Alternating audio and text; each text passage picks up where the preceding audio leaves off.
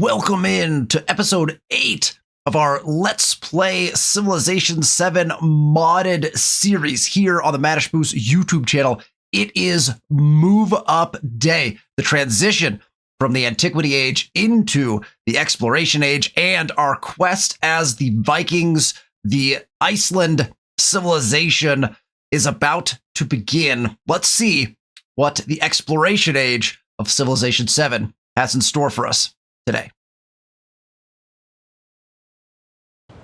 Here we are in our capital city. The last time Surabiol will be our capital city. The Shilla Empire has been a very fun empire to play. Actually, I don't mind them at all. Their kit, I feel like their kit is most valuable in the formation of those alliances. That's where I think the most fun is had.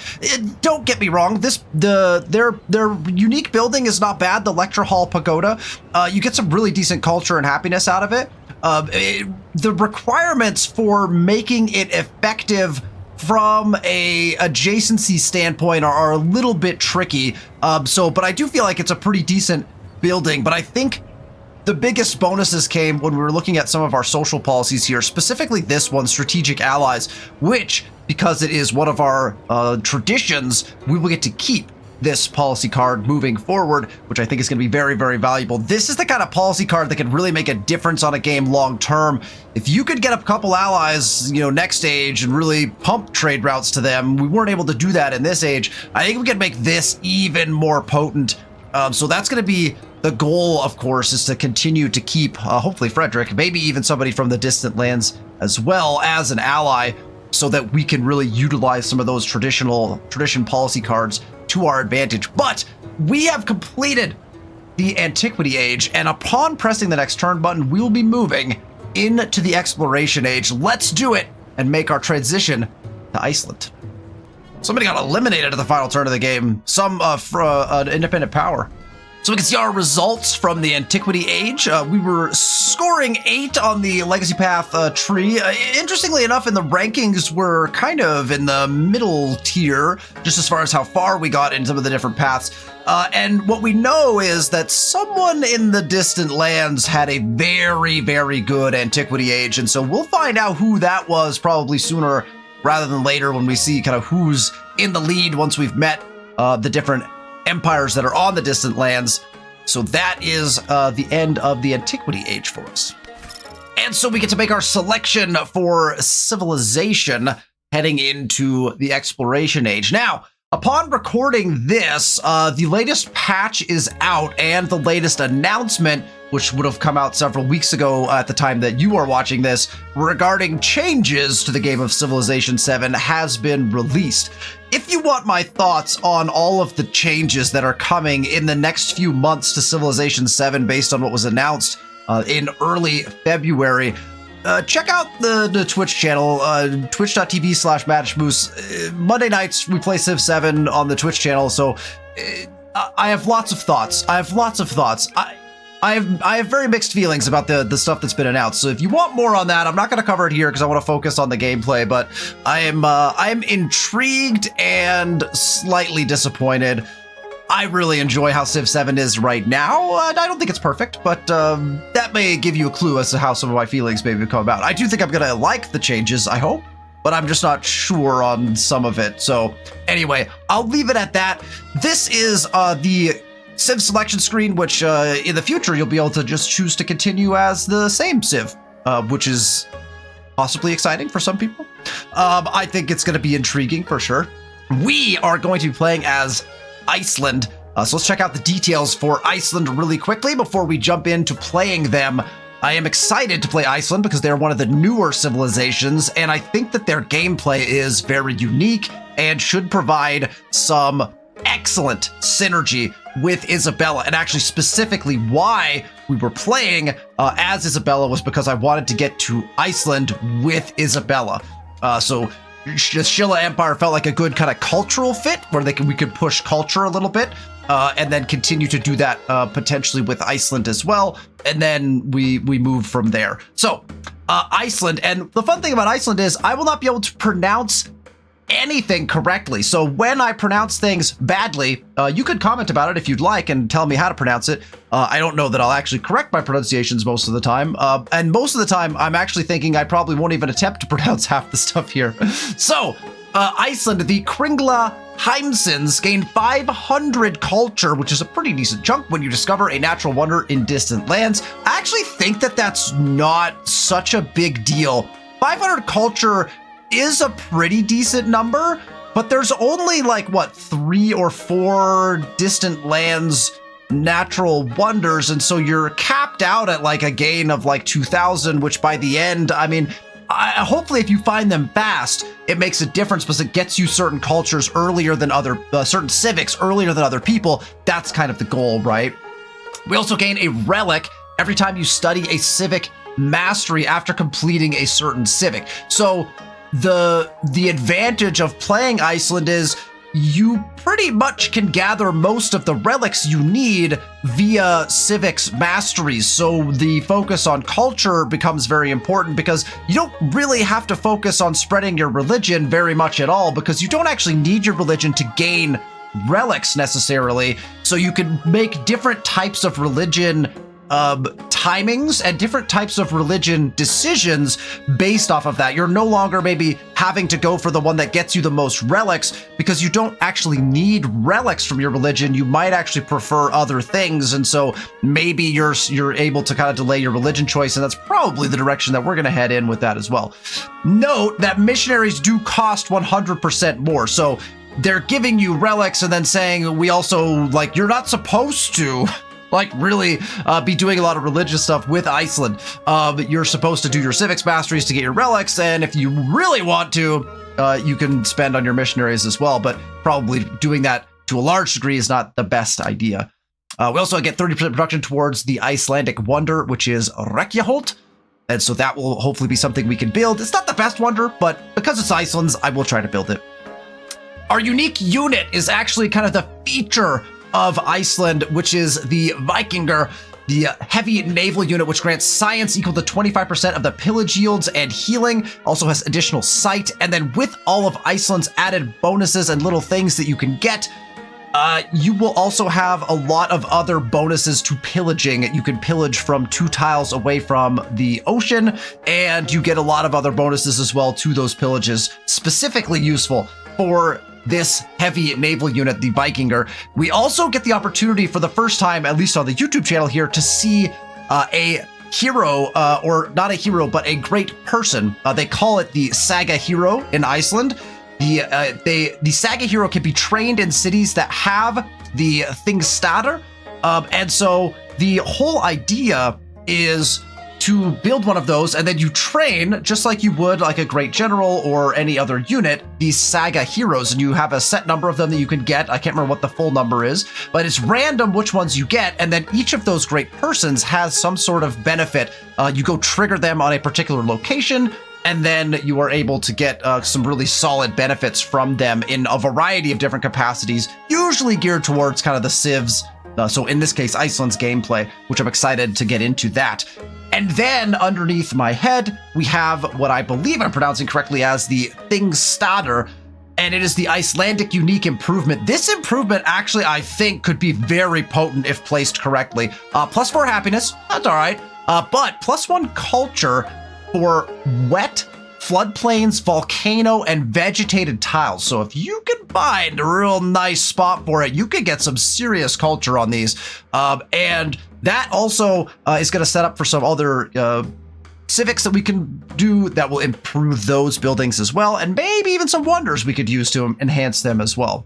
They have to be placed on tundra or grassland, hence we want more tundra and grassland settles if we can, and they cannot be adjacent to another Thingstader, so we want to kind of carefully choose where we're going to put them as we go. So that is Iceland, and we will select Iceland as our civ for the exploration age. From the rugged north, the Icelanders burst forth on dragon-headed ships with Odin on their side. No shore is spared the fury of Norse warriors. Their ample spoils adorn longhouse walls, Their deeds are made immortal by saga writers and skalds. Ready your axe and raise your oar. The Viking Age begins. I am very excited to play Iceland. I love Gwendolyn Christie's narrations.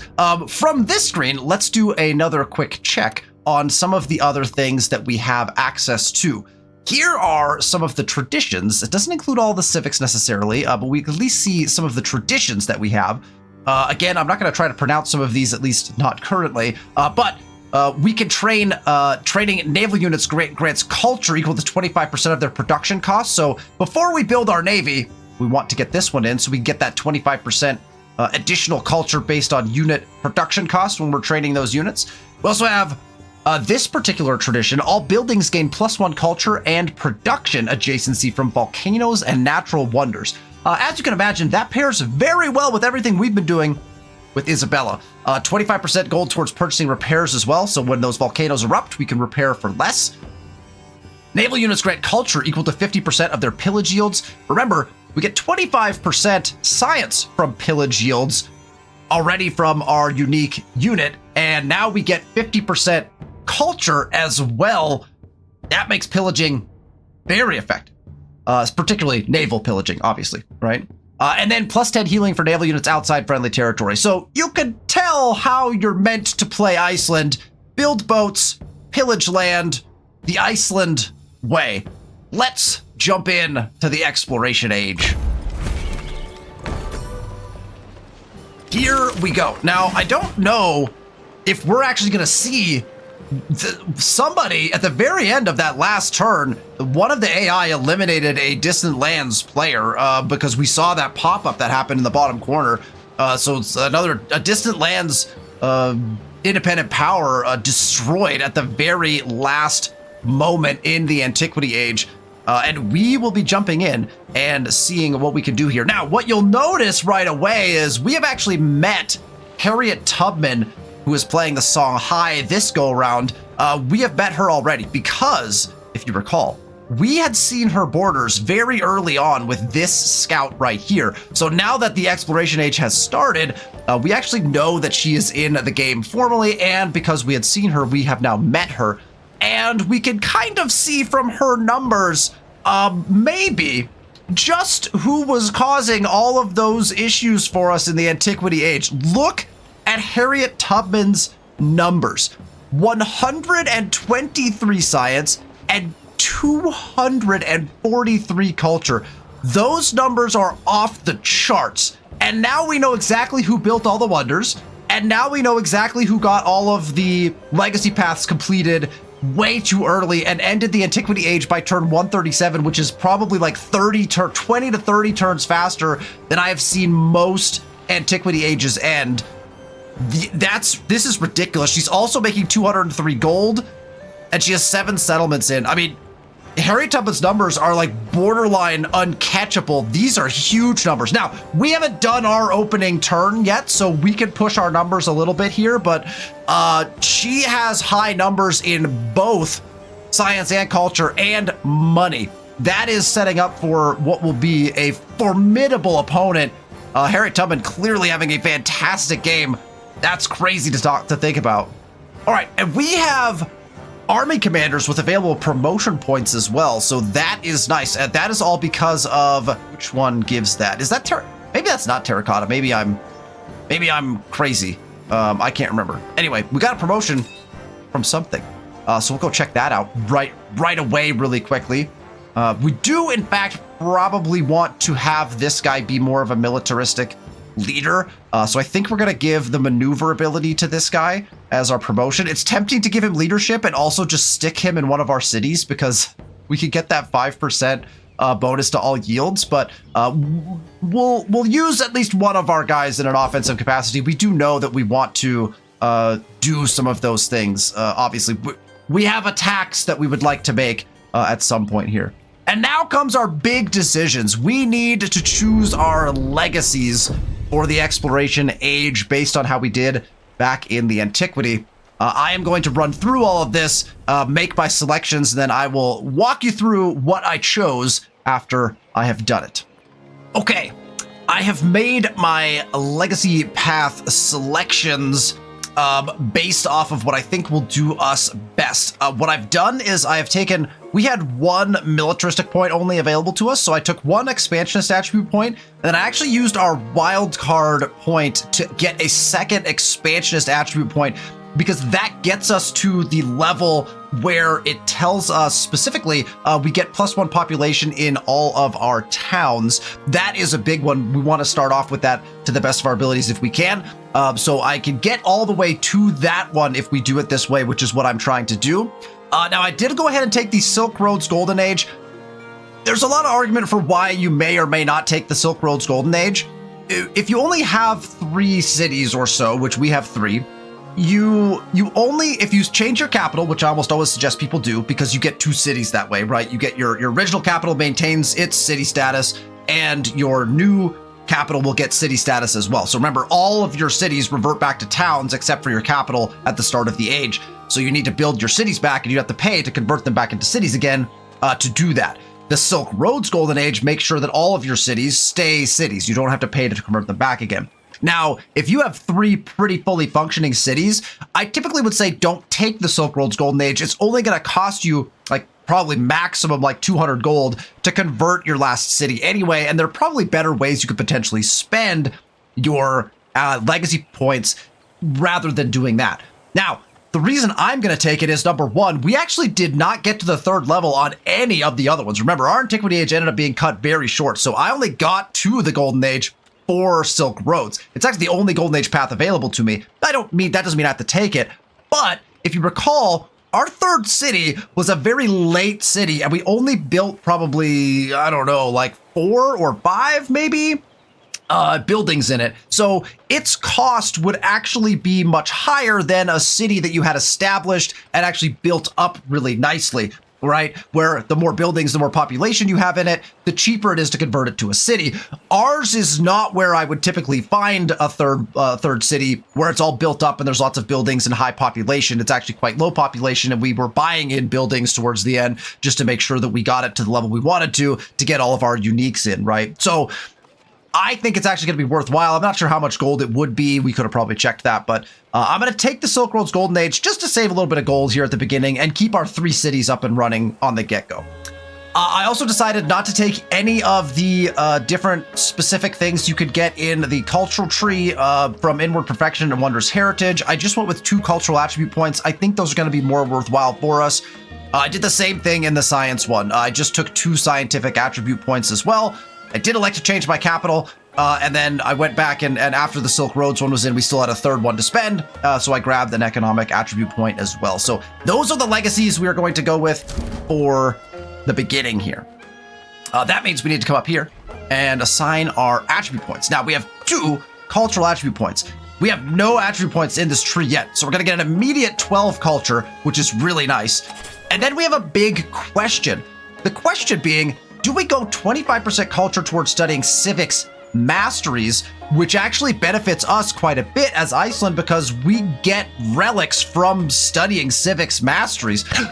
Or do we take the 10% production towards wonders, which actually leads us down the path of getting to some bigger culture numbers anyway? It is very tempting to take this 25% culture towards masteries, but I don't think it's useful until just a little bit in. And maybe that's true of the wonders as well. It's very hard not to take 10% extra production towards wonders, especially when you start playing on immortal and deity level difficulty. We're on immortal for this game.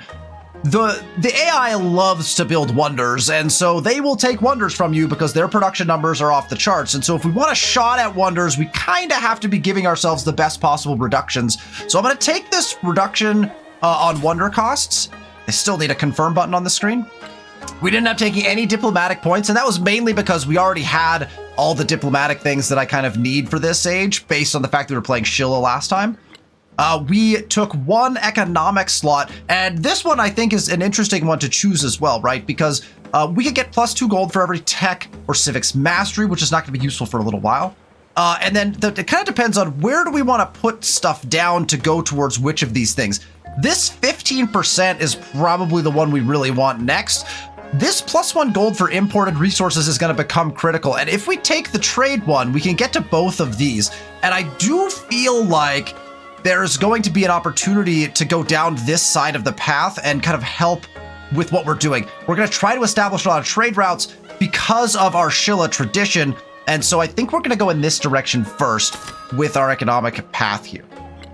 Now, again, I took 2 expansionist points specifically so we can get to this box right here, which says gain 1 population in towns. New towns start with an additional population. I want that up and running as quickly as possible to take advantage of that extra population. So we're going to take our food per age on warehouse buildings, which is a really nice 26 food bonus, help with our growth. And we'll take our +1 population in all of our towns, and our new towns will start with an additional population. We didn't get any militaristic points, and we have done either. Because we're actually going to be going to war, this one might be nice to have. So if we get a point, might want to take this one pretty quickly. And then in our science one, we have 2 points to be able to select. We will, of course, take the first one because that is the one we have to take. And then our second one, again, puts us on a path that we want to choose. Which direction do we want to take? 15% production towards constructing buildings is a massive bonus. Do not underestimate the value of this very specific leader attribute in the science tree. It also leads you to this, which is 20% gold and a happiness towards maintaining buildings, which the more buildings you put in, this number will balloon very quickly. These 2 specifically, I feel like are very important ones. So I will take the 15% construction towards buildings. That will slot in the rest of our attributes, which will be nice. All right, we have met a civilization. I think we could be friends with her. Here's the thing, I don't actually know yet, so I'm gonna use some influence to go ahead and do a friendly greeting. If she settled a wonder, then we're going to go to war because I'm going to take that wonder. If she has not, then we could be friends. And I'd love to be friends since we actually are pretty close to her. I feel like we could establish maybe some trade routes relatively quickly, potentially, in that regard. So we know her border is like kind of ish close to ours, so we might as well take a shot at being friends as well. And it looks like our alliance carried over, which I don't recall when that change happened, but we are still allied with Frederick. Let's grow all of our towns.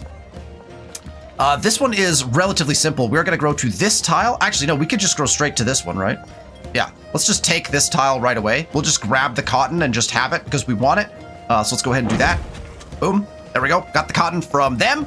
Perfect. Now we have the full span of kind of what we want down here. We still got to grab this stuff up here, and we have a couple more, well, at least one more of our desert tiles with the culture on them to grab. So we're still going to be growing in Yodam as much as we can for the next little bit.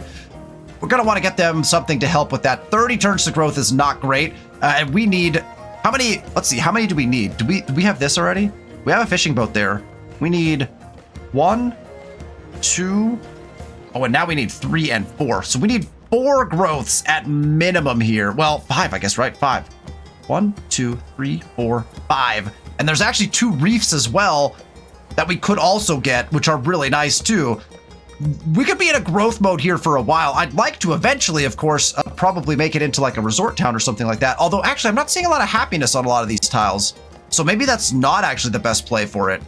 Maybe just growing is a good idea because I'm not seeing a really big benefit to making this a resort town.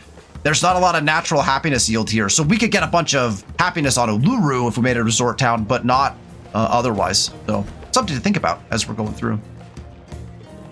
All right, let's check out, this is our newest settle, Miyoyama. And really, we could probably specialize these guys relatively quickly. There's not a lot that we need to do here.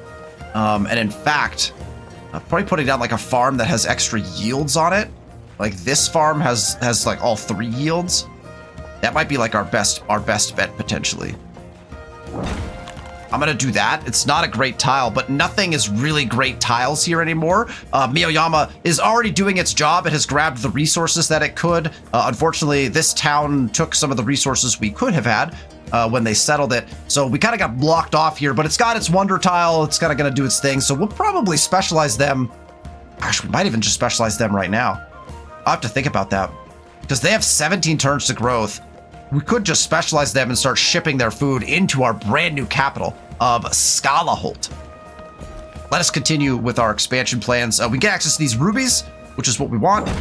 And that actually is going to be, that's going to put us close to actually wanting to specialize Yomhei as well. Because again, we have a couple more big production tiles here in this area this one might be really nice to grab. So we might push it like one more time to grab this tile because it is volcano adjacent. And so it would be nice. Now it's a plains tile, so we're not going to be able to put our thing statter on it, our Iceland building. But it will be a nice tile if this volcano erupts, it will continue gaining more yields. And so we might want to put that in there on that alone. And then we have to remember that we also want to grab spots for our thing statters as well. So like up here in the grassland, we have like grassland tiles that we could potentially put those on. So this is a great tile to put that on. This will be a great tile to put that on. So we want to actually do some more expansion potentially. So we're going to focus growth for a little while longer because we want to get those unique improvements down. But growth is going to be kind of difficult to come by until we start purchasing in some of those more heavily oriented food buildings. Our grist mills and some of our advanced exploration age buildings for food. All right, production in our old capital of Squeeda, and we do have options here, right? We actually didn't even finish building some of our other things.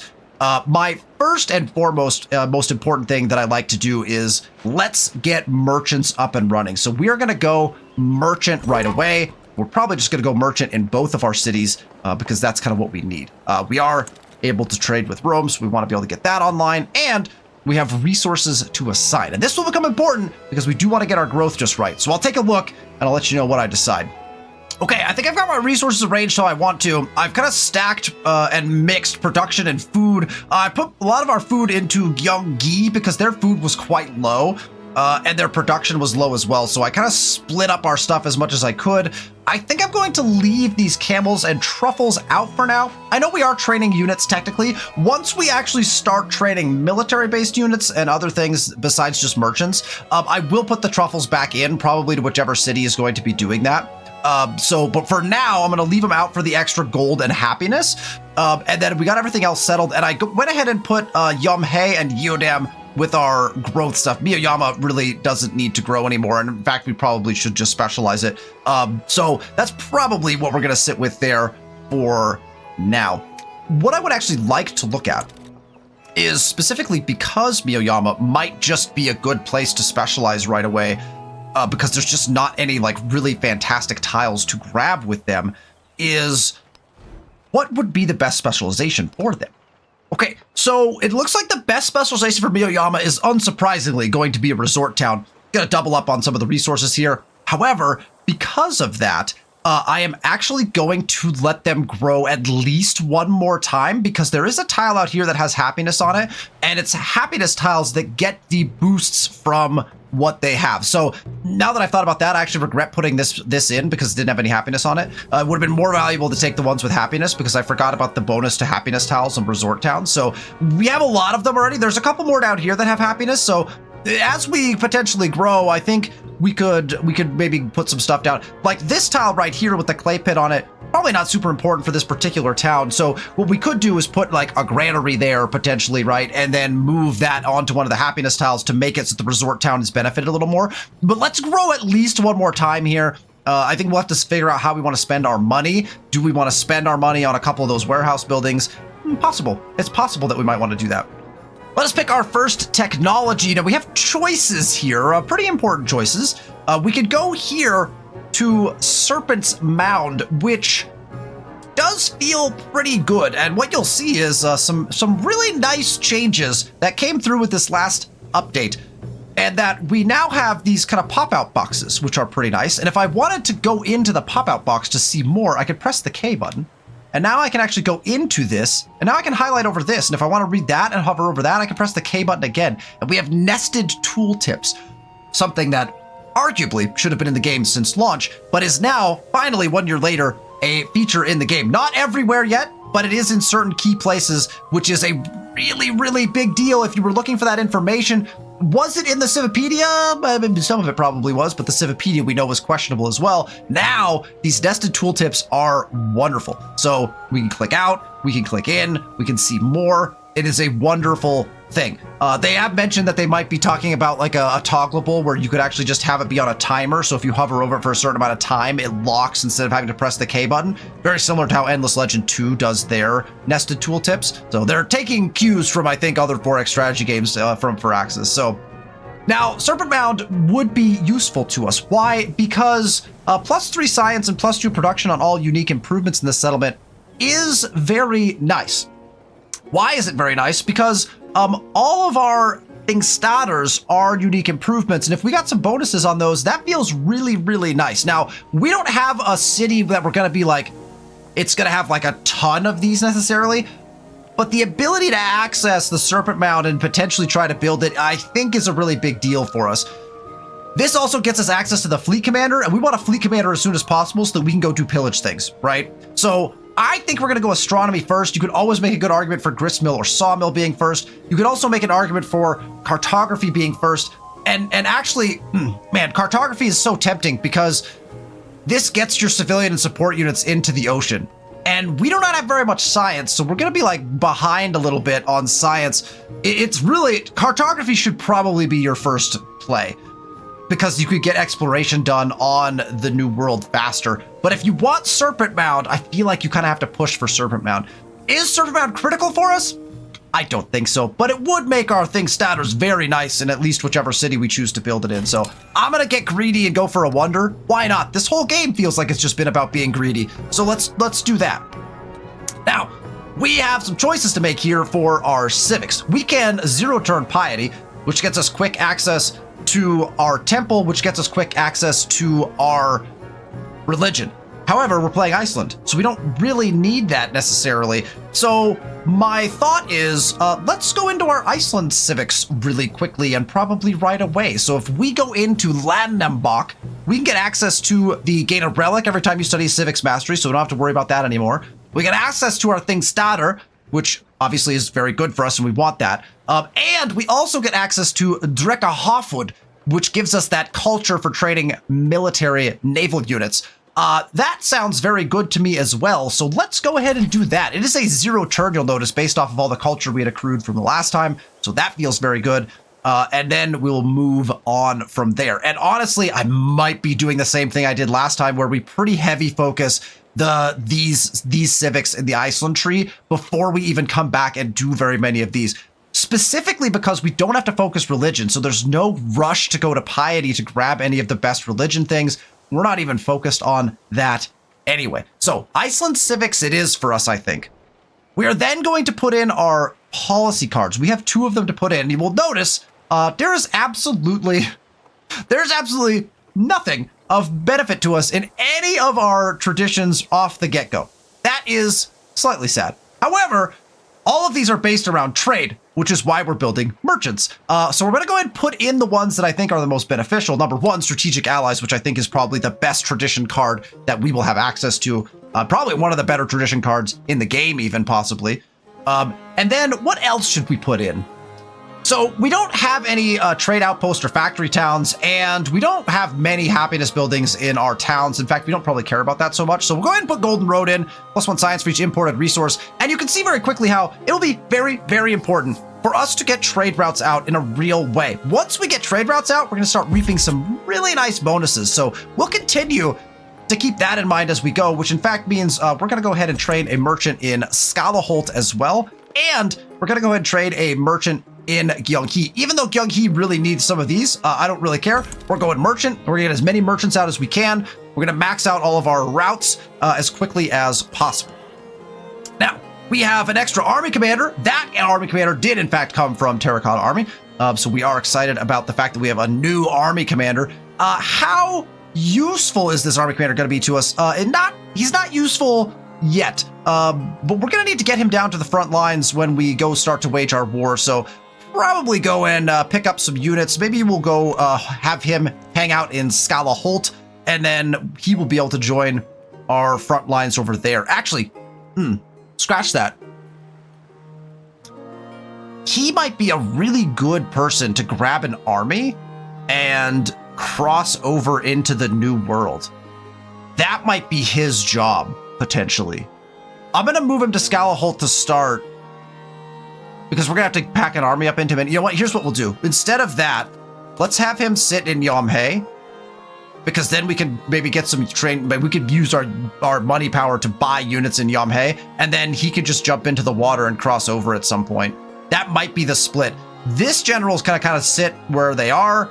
This general is gonna lead the attack on the cities when we get there, and the general's not gonna have much to do because our boats are gonna do most of the work for us. So that I think that'd be the best objective for us. This guy's literally just gonna sit here. I'm literally just gonna put him on alert. He's not gonna leave this spot. Again, the whole logic behind that is he has the leadership promotion. 5% yields to all, except happiness in a settlement when stationed on a district. Boom, he's on a district. Perfect. And we have 2, at least. Do we have another one? Because we bought one down here too. 3, nice. So we got 1 extra one. We had bought 2, we got 1 more. That feels very good. Here are our unique boats. Look at there's got the dragon head on them. It's got the shields, really well designed. I love it. We have our boats. Our boats are pretty much ready to go here. The question is, what do we want to do with said boats? Now, I feel like we want to train a big navy out of Skalaholt, and so these boats, I think, actually maybe become our exploration boats. So I am going to send these boats out into the water, and in fact, I'm going to go collect this right away with this guy. This guy's going to come over here and probably make a crossing this way. I kind of wonder if I actually want this other boat to go over here. This guy can cross already. Oh, wow.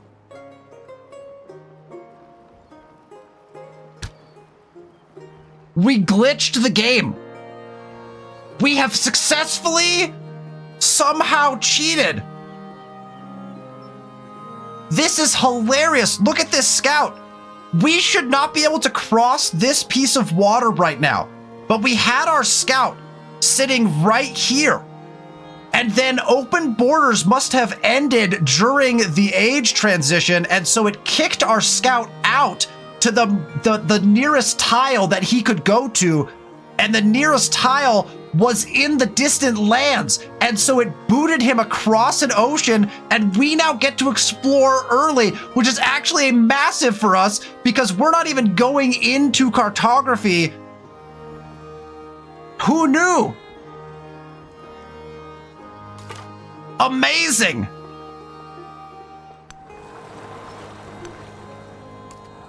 And we have now set foot on distant lands on turn 1 somehow because we got booted across the ocean tiles via a closing of borders, which is funny because our borders should now actually be open again since we're still allied. But at some point during the age transition, borders must close before they reopen. When the alliances are reestablished. That is hilarious. And a huge benefit to us. Number 1 as Isabella, number 2 as Iceland, and number 3 because we're making a play not towards cartography. What luck. What luck. So now the question is, now that guy's already gone. He's going. So this Vikinger, maybe we could just bring down here, come down here even, see what's like, because there's a crossing down here. Like maybe we just send him. This guy's going to go this way. Although if we cross him here, we could go north and south. And that might be a pretty good play. So let's just send him. I don't want to have him go into the deep water. So let's just send him like, I want him to end up here basically. So we'll have him go that way. This guy will grab this wreckage off the coast here. And then we'll be off and running. That is so funny with the scout. I find that to be very interesting. So now we have some potential problems because our relationships did not change. Jose Rizal, in fact, likes us less, and also Augustus. They don't like us at all. So we're going to need to keep our units in some sort of defensive position because Jose Rizal could decide to just declare war on us at any time that he so would choose.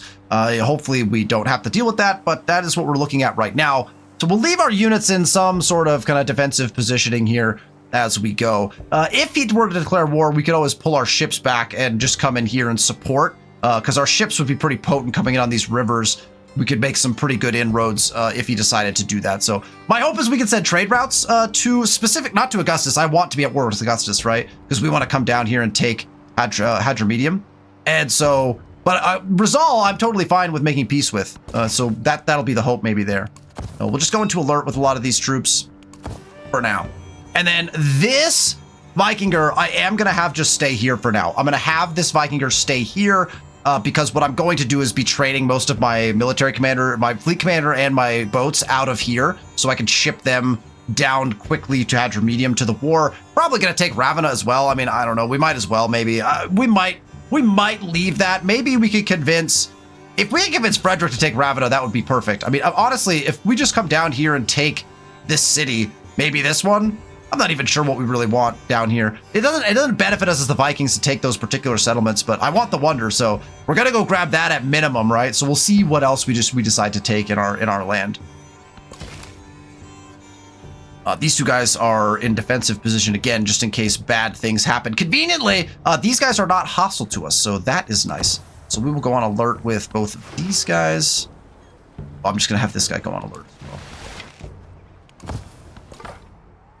And our scout now has quite a ways to wait. So our scout will be just pausing until we get cartography. He did not get the luck of being booted into the other land.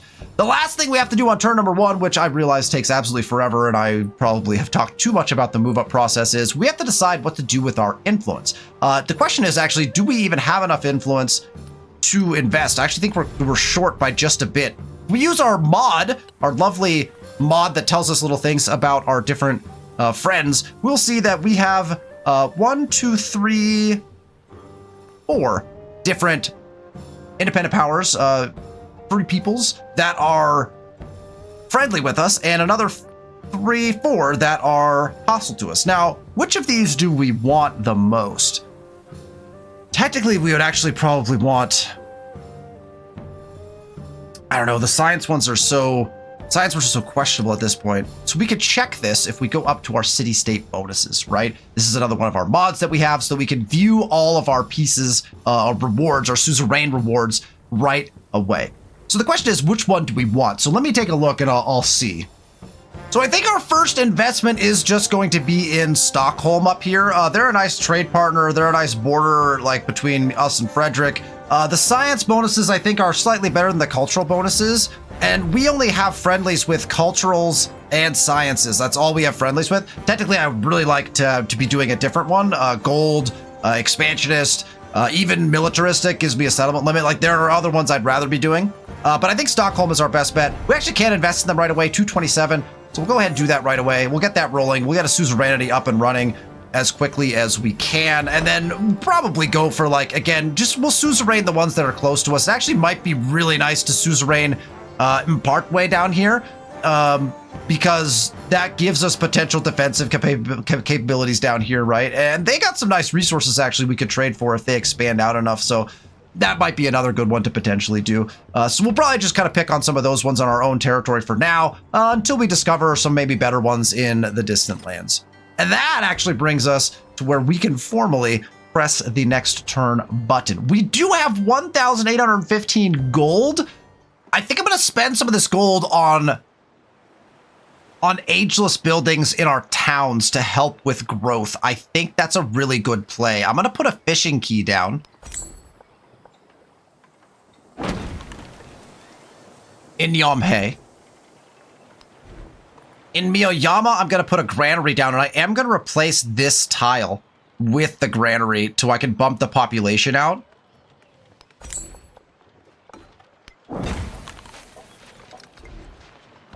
That will allow us to come over here, and I'm going to grab one of these farms for that +2. Again, we're trying to put down, so we need 2 growths here, basically, because we're trying to put down anything on happiness tiles, right? When we turn it into a resort town, we get nice bonuses for that. So that's kind of what we want to do. And then we have more gold yet. So we could actually come down also to Yodam, and then we could actually put a fishing key in here as well. Right there is actually the spot we wanted to. So let's go ahead and put that down. That is a nice little boost to our food as well there. We can also put like a harbor, soppet, stone cutter. The stone cutter is a bit expensive, but some of these ageless buildings, it increases our gold per turn to put these down as well. So those are kind of important for us. We could technically also look at Yagi because they don't have some of theirs down as well. So purchasing in, again, they don't quite have what we need, I don't think, to make this happen yet. So we'll hold on these for now. We're not getting any bonuses for those ones. We've got the ones down that we maybe need to have down. So maybe we save gold for the purposes of buying in some military potentially. Although, I don't know if that gets us the culture. We have to actually produce them to get the culture. So we might not be using the gold to buy those.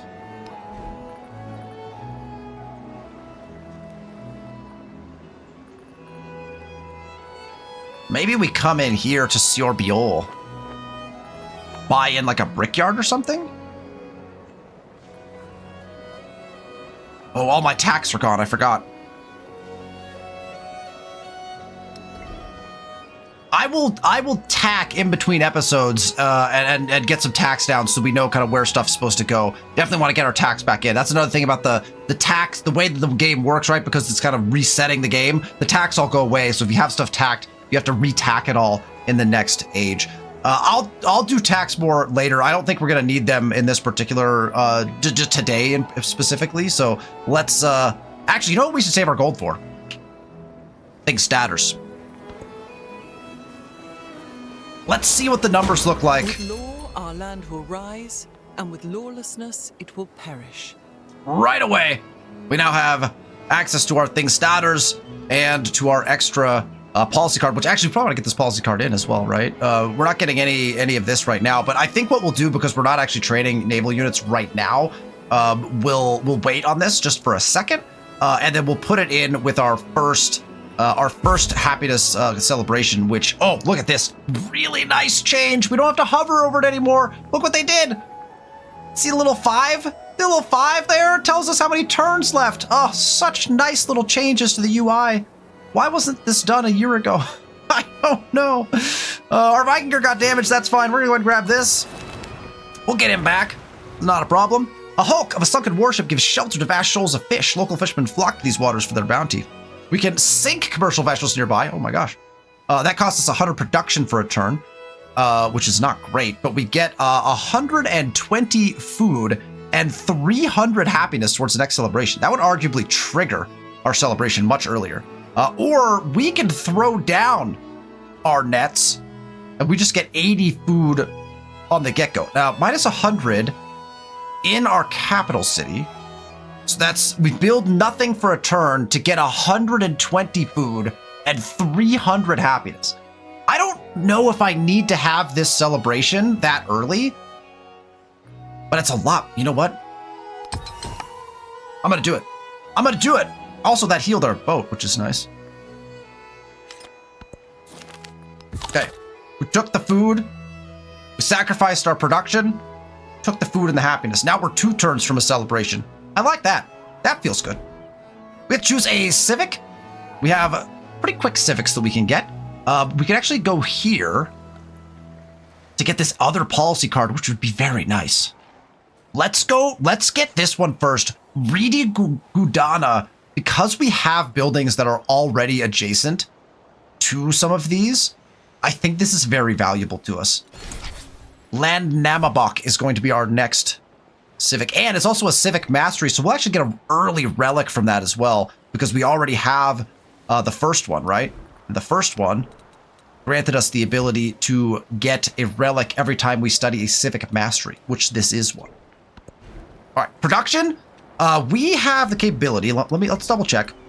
We can send 1, 2, 3 trade routes right now, although we won't be able to send a trade route to Harriet Tubman. So we actually probably don't need another merchant because we're going to have 3 merchants out, although we probably want to expand with Frederick. Do we want to expand with Frederick before we do our next suzerainty? I mean, we honestly might. Or do I want to throw down another merchant? I think I'm going to throw down 1 more merchant. I'm going to go 1 more merchant. We're also going to choose our government. Feudal monarchy, 20% food per turn, or 30% towards production cav and naval units. We will be producing a lot of naval units. We can go with 20% gold and 30% towards overbuilding, or we can go with the 20% culture and 40% production towards civilian and support units. That's not bad because I don't know for a fact, but great people might count in this. And if they do, that's very beneficial to us. Also wouldn't mind like just trying to put our culture like through the roof. That 30% production towards overbuilding is really, really nice. And I usually will like gravitate towards plutocracy because of that. I think I'm gonna go theocracy because my inclination is that great people would count as either civilian or support units. And so then we could train them faster, our saga heroes. So let's try that out. If not, we can always use it for other things. All right, this merchant is going to go, oh, Madrid is a nice target. But I want to actually, this is gonna be silly. The merchant that's coming out of Skalaholt, that's funny. Okay, this merchant is closer to here, so I'm gonna send them there. So this merchant actually, what I would really like to do with this merchant is send them down to Jose Rizal to improve our relationship if at all possible. So I'm actually gonna do this based off of distance almost solely. We are closest to Wakabnal and silver, or this is tea, maybe, I can't remember. Silver, I think. Silver and wine are very nice. Turtles are really good as well. So I'm gonna go to Wakabnal because that's the closest one that I can get to. It's actually not, it's kind of far away as well, but it's better than the rest. Madrid is such, look at this. Honestly, here, fun fact. Augustus moved up to playing as Spain. He made his capital over here in what was Ravenna. That feels like a nice place to begin our attack, especially if he starts really building this up as his capital. That might, look at this, it's right on the coast. It's got pillageable stuff everywhere. If he builds this up over the next few turns while we're building up our navy, that's a beautiful, we take this, we come down here, we take this. Maybe, I mean, depending on our relationship, we could get rid of this one as well. Oh my goodness, his capital's over here as well. We can end up taking 2 capital cities on our way to taking this if we so wanted to. And it might be very, very good to do that. And look at this. Frederick has also moved his capital down here. So all 3 capital cities from the people on our continent are all within tiles of each other over here. Now, obviously, Frederick could do what he wants with Ruin. I'm not going to try to take that. But we could easily come down here, take Madrid, Koba, and Wilwakita. I definitely pronounced that wrong. And then take Hadramedum, right? I mean, that's our goal, is to get here. But these 4 would be easy to take on our way through to get to that. We might own too much territory that we can't do anything with from with our thing statters, but that's going to be a very tempting play. Gonna be a tempting play. All right, and then we get to do this. Nice. Okay, that's perfect because we're 2 tiles away. So let's use our search. Oh, we're gonna get to grab all of these early. Look at this land. This is a gorgeous little place to settle. Again, we need to stay focused on trying to find wonders to settle, but that's beautiful. It's not exactly easily accessible from anywhere we are, but if Frederick settles that, we could trade with him. That'd be pretty nice. All right, we still have a bunch of gold. I'm just gonna keep saving that a little bit, and we're gonna press the next turn button. Yes, this one has been damaged. We're gonna get him back into our land to heal. That guy's gonna keep doing his thing. This guy is waiting until we get to cartography, which is gonna take a long time. Let's go grab this. We can get 300 happiness towards the next celebration, which we don't actually need now, or 150 culture, and that's a lot of culture. I will take it. Perfect. Within the first 3 turns of the age, we have gotten 2 civics, which is lovely. And again, do we want to change policies? We'll get to change policies again next time. This gets us immediate bonus though, so I'm gonna put Ridi Gudana in right away. Actually, those are ths, I think, right? So Rethi Guthana. I believe this little like D looking thing, I think that's a TH sound. I've tried to look some stuff up so I wouldn't sound completely dumb when I'm doing Icelandic pronunciations. I think it's Rethi Guthana. Rethi Guthana. Probably Guthana, since it's Icelandic. I don't know. I'll do my best. So we'll go with that. We want to get Dreka Hofud in Hofuth in as well at some point too. And immediately get +2 culture, +2 happiness. Get a great work right away. That is lovely. We got a relic to kick things off. And I think we're just going to stay here. I think we're just going to get everything kind of beefed up. This works for me. Which one do I want to go to first? Honestly, Wat Jin Thong would be very good for us because we're not only going to get relics from our conversion, we're going to get relics from our civics masteries. We could get a lot of gold if we were to build Wat Jin Thong. You know what? That's actually really tempting. That is a massive gold income for us. I'm going to take a quick break. I'm going to get access to that. Maybe we build Wat Jin Thong somewhere, and then we also attempt the Serpent Mound build somewhere as well. If we could get both of those, that would be wonderful. I don't think we'll have the capability to do so, but I mean, we could take a shot at it, right? Let's save our gold. What we might end up doing potentially is buying in some production-based buildings in the cities that we're going to start building maybe some wonders in. I'm intrigued by that potential play, which means we should hold on getting any masteries, right? This guy can go here. We'll let him heal before we send him back across. And we have already met another civilization. Machiavelli! Machiavelli, again, I think we just friendly greeting, like we'll spend on the friendly greeting, which actually kind of sucks, because I think we actually had enough to invest. We might not anymore. All right, where is Machiavelli? Ah, right here. Wow, look at the borders. Right, okay, so right here and right here. So Harry Tubman and Machiavelli right next to each other, and we have some pretty easy cross points right here, which is pretty nice. We also get our celebration right away, and we're not building any civilian support units right now, technically, so I'm just going to take the culture and really push that as hard as I can. We probably will want this at some point, but not immediately anyway. And then I will put in I'm going to put in Dreka Hofuth, because I think we will start building military units probably pretty quickly here. Let's do that. All right. So now we got to think about production, because if we're going to try to build some wonders, we want to think about how we're going to do our production. And so the idea of getting in our saw pit, for example, would be very, very potent. Stone cutter. Saw pit's actually even better, though. And our saw pit actually can just go with our granary. We never finished building that, right? So the saw pit is actually a quick and easy build for us that gets us some pretty decent bonuses.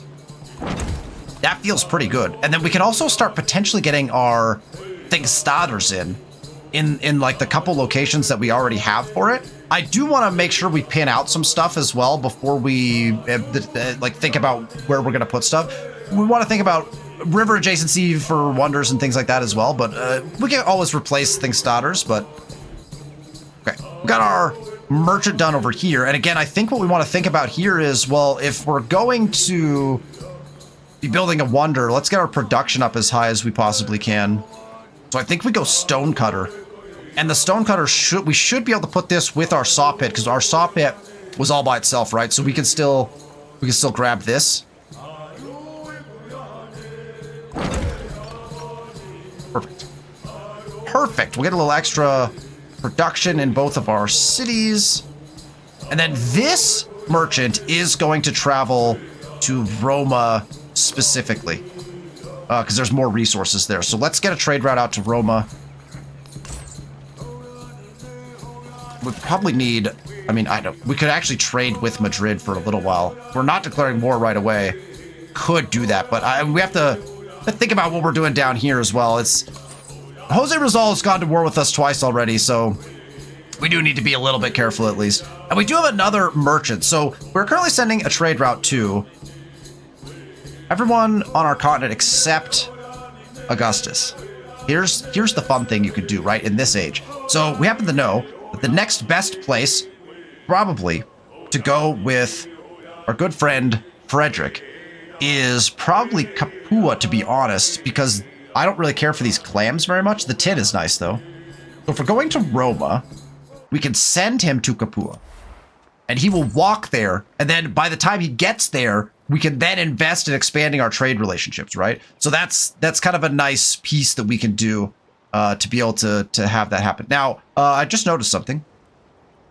Our good friend Augustus has a bunch of units up here already.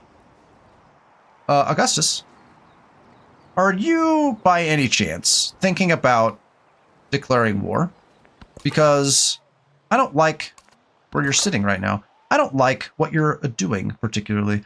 I'm going to step here and then search since we can't get to that on this turn. There's another one. Perfect.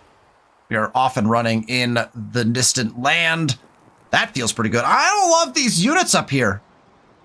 Augustus? Hello?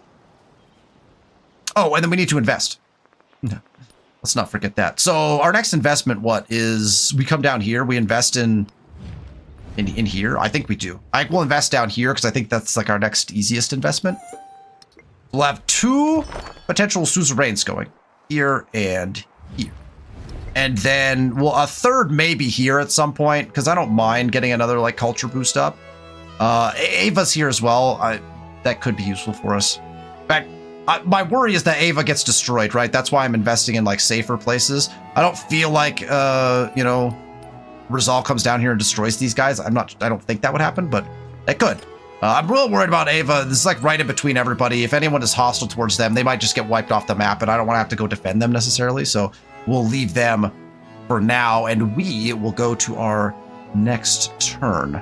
Again, we have a lot of gold on hand. We want to save up 100 influence at least to increase our trade routes with Frederick, if not more, potentially. Also, the unfriendly with Jose Rizal. So we're headed in the right direction with Jose Rizal. This is very good news for us. We like that. We didn't even have to do anything in particular, right, to make that happen. So that feels very good. I'm debating whether I just build a settler here right now and prep them to cross so that we can go settle a wonder as fast as possible.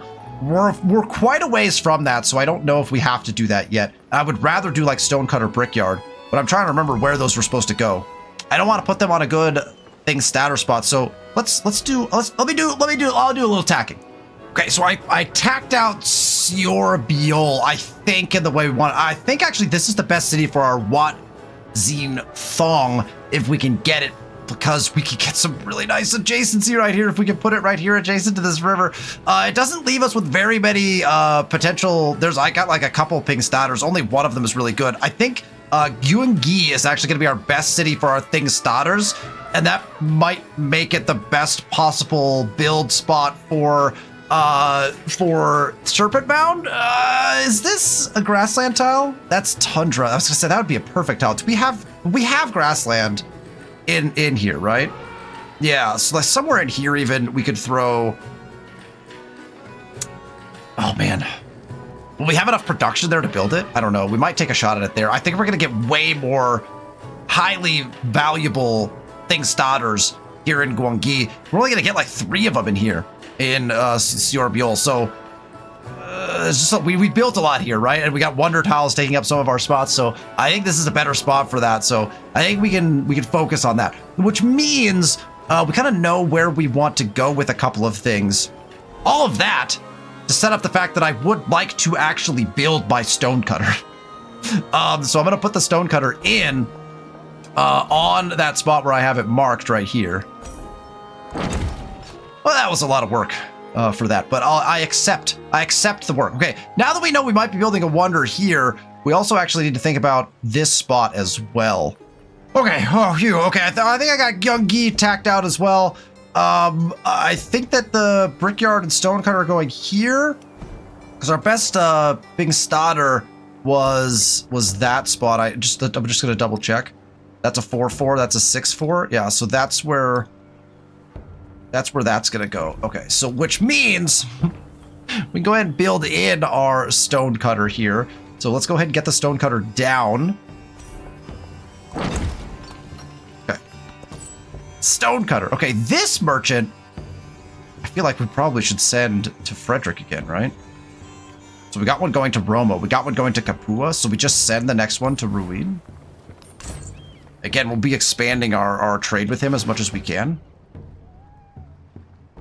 We just cross here. Well, let's heal him. Let's heal him first, and we'll cross over here, maybe. Now, let's cross him south. We'll cross him a little further south. We still want to heal him up before we send him.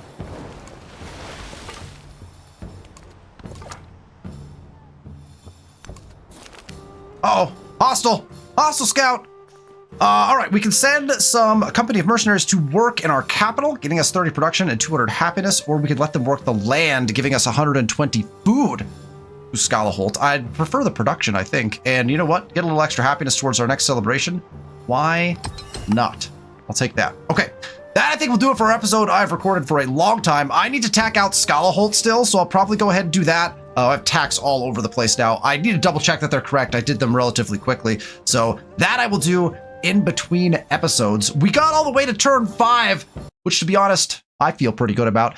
Thanks so much for watching. I appreciate you being here. If you like the content, make sure you hit that thumbs up button and you're subscribed to the channel so you know when we release these videos.